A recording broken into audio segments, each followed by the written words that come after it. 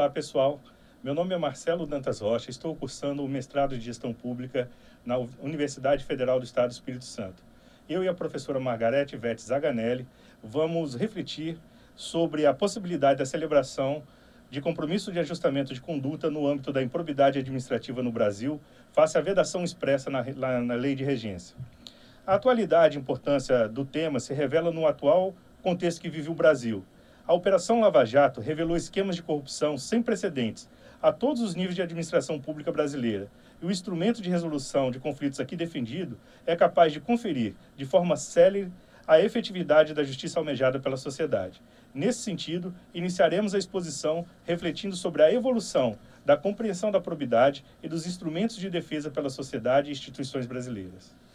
A Lei de Improbidade Administrativa nasceu em um período de transição no Brasil, o término do período militar, e foi regulamentada em um momento de profunda crise no país, que acabou culminando no impeachment do primeiro presidente da República eleito após a retomada da democracia. A proibição de acordos na Lei de Improbidade atendia aos anseios daquele momento, por um lado, pretendendo moralizar a conduta dos agentes públicos e, por outro, visando resguardar eventuais ingerências que porventura levassem à impunidade. Naquele momento, havia desconfiança na estabilidade das novas instituições públicas constituídas. Atualmente, a sociedade brasileira está mais preocupada com as questões atinentes à defesa do erário e da probidade administrativa. Por exemplo, a lei de iniciativa popular capitaneada pelo Ministério Público Federal, denominada 10 Medidas contra a Corrupção, demonstra alguns desses aspectos. Primeiramente, o apoio dos cidadãos ao parquê. Em segundo lugar, a compreensão de que o arcabouço jurídico é insuficiente para adequada defesa da probidade. E, por fim, clama por alternativas ao moroso processo judicial, buscando a efetivação da aplicação da lei. O fato é que se percebe, neste novo momento da vida brasileira, um amadurecimento da compreensão do problema e dos meios de enfrentá-lo, seja por parte da população, seja por parte das instituições públicas, o que desafia o hermeneuta e a apresentar uma solução coerente. Então, considerando a maturidade alcançada, o debate obrigatoriamente deve se voltar à compreensão dos posicionamentos da doutrina e da jurisprudência que, em torno do interesse público, pendem entre o repúdio e a admissão da transação em atos de improbidade administrativa. A maior parte da doutrina e da jurisprudência defende que a vedação da transação, acordo ou conciliação em improbidade se funda na indisponibilidade dos direitos envolvidos, a indisponibilidade do interesse público. Entretanto, é notória a dificuldade de conformação do conceito de interesse público. Isso porque a ordem jurídica é conformada diariamente na vivência e diálogos travados pela sociedade, conferindo materialidade aos princípios, preenchendo os conceitos jurídicos indeterminados e fornecendo subsídio para a interpretação da legislação. Assim fica evidente que os conceitos de efetividade de justiça, interesse público, probidade administrativa e tantos outros institutos jurídicos ganham novos contornos com a evolução da sociedade. Como exemplos concretos dessa evolução de institutos jurídicos brasileiros nos últimos 20 anos, podemos citar a instituição dos juizados especiais criminais, sursis processual, transação penal, colaboração premiada, acordos de leniência, lei de mediação, lei da ficha limpa e a nova sistemática processual civil. Algumas dessas alterações legislativas decorreram diretamente dos reclames das ruas. Outras atenderam a pressões internacionais, a síntese dos embates travados nos tribunais ou passaram a refletir lições uníssonas da jurisprudência e dos doutrinadores, mas todos têm em comum o fato de refletirem certo momento histórico social. O momento atual é de recrudescimento contra a improbidade administrativa. Intencionalmente ou não, ante tantos diplomas normativos, o fato é que atualmente podemos afirmar que existe no Brasil um microsistema de combate à corrupção, que ainda está se ampliando, que ainda está em formação. Tanto pela fragmentação dos textos normativos, o lapso temporal entre eles, as vicissitudes do processo político-legislativo, o fato ainda de estar em construção, é natural que surjam algumas contradições entre as vertentes mais tradicionais e as inovadoras. Daí a necessidade de buscar coerência dentro desse sistema, que por ora deverá ser resolvido por intermédio de uma interpretação sistemática, enquanto se aguarda a harmonização legislativa. A noção de interesse público que deve nortear a defesa da probidade deve emergir desse microsistema de combate à corrupção, devendo a legalidade estrita ceder lugar a uma que considere todo o plexo normativo, buscando a máxima concretização e coexistência dos valores projetados do sistema.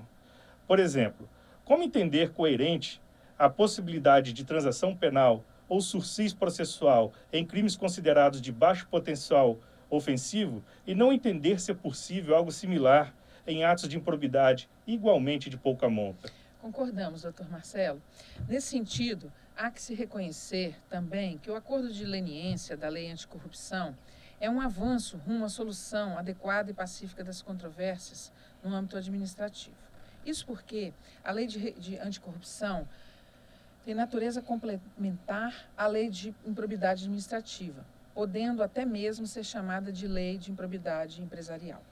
É grande a similaridade dos atos que os dois diplomas repudiam, notando que a distinção diz respeito, especialmente à identificação dos sujeitos ativos, em uma, o agente público, e noutra, a pessoa jurídica.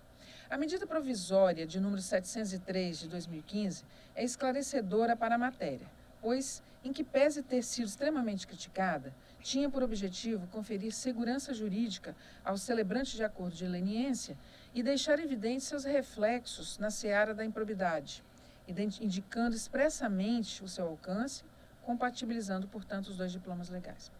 Ressalto que, em sucessão à malfadada medida provisória, há projeto de lei buscando compatibilizar os dois diplomas legais, deixando evidente o entrelaçamento e o alcance das duas matérias. A morosidade na equalização legislativa, porém, não pode paralisar o intérprete aplicador da lei, que, diante das vicissitudes da vida, necessita apresentar respostas eficazes. Em raciocínio semelhante ao empregado nos crimes de menor potencial ofensivo, como poderia ser possível conceber uma delação premiada no âmbito penal, na qual o colaborador pode até mesmo obter o perdão judicial por seus crimes e não reconhecer a possibilidade da celebração de um ajustamento de conduta na improbidade pelos mesmos fatos? No âmbito da Operação Lava Jato, o Ministério Público vem celebrando acordos de leniência de forma autônoma, situação que não tem previsão legislativa expressa, mas encontra largo amparo no sistema de combate à corrupção. Na maioria das vezes, esses acordos são meros corolários da colaboração premiada. Mas o microsistema se infunde em mais um aspecto, o consensualismo. Os meios democráticos de solução dos conflitos são muito mais eficientes do que um pronunciamento jurisdicional puro e simples. Nesse sentido, o Código de Processo Civil brasileiro reconhece especialmente o consensualismo e a primazia da resolução de mérito. Do mesmo modo, faz a lei da mediação. Esses diplomas demonstram uma maior sensibilidade do legislador em flexibilizar o tratamento dos direitos transindividuais indisponíveis com vista a buscar acordos na matéria. A conjunção dessas normas autoriza até mesmo a defender a revogação tácita da vedação constante da lei de improbidade. De fato, a negociação, a mediação, a conciliação, as convenções processuais e as práticas restaurativas são instrumentos efetivos da pacificação social, resolução e prevenção de litígios, controvérsias e problemas. Privilegiam o direito fundamental de acesso à justiça, compreendido como algo além do mero acesso ao judiciário, englobando, inclusive, o acesso do Ministério Público.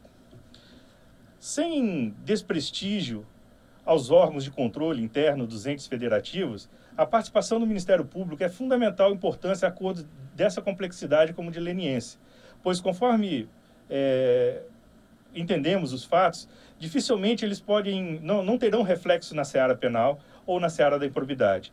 Isso porque no direito brasileiro cabe ao Ministério Público a titularidade exclusiva da ação penal pública incondicionada, bem como a sua presença obrigatória nas ações de improbidade administrativa.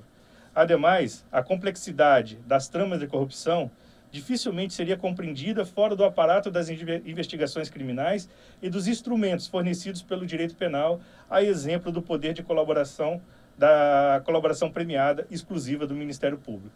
Mesmo que se tenha certeza de que os fatos não tangenciam a esfera penal, considerando as funções institucionais do Ministério Público, sua participação atenderia melhor aos reclames de transparência e democracia.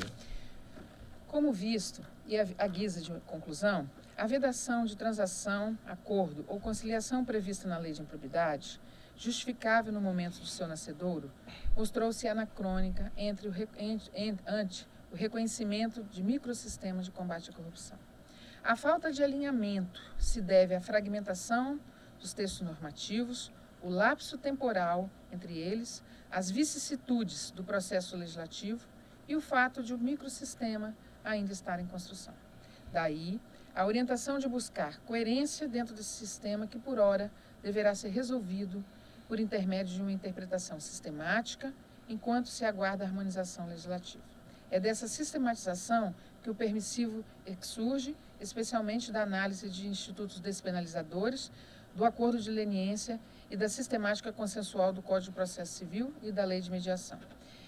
É desse entrelaçamento de consequências jurídicas dos atos que faz com que o Ministério Público, instituição permanente, essencial à função jurisdicional do Estado, incumbido da defesa da ordem jurídica, do regime democrático e dos interesses sociais individuais indisponíveis, deve sempre participar das transações que envolvam improbidade administrativa. Muito obrigada. Obrigado.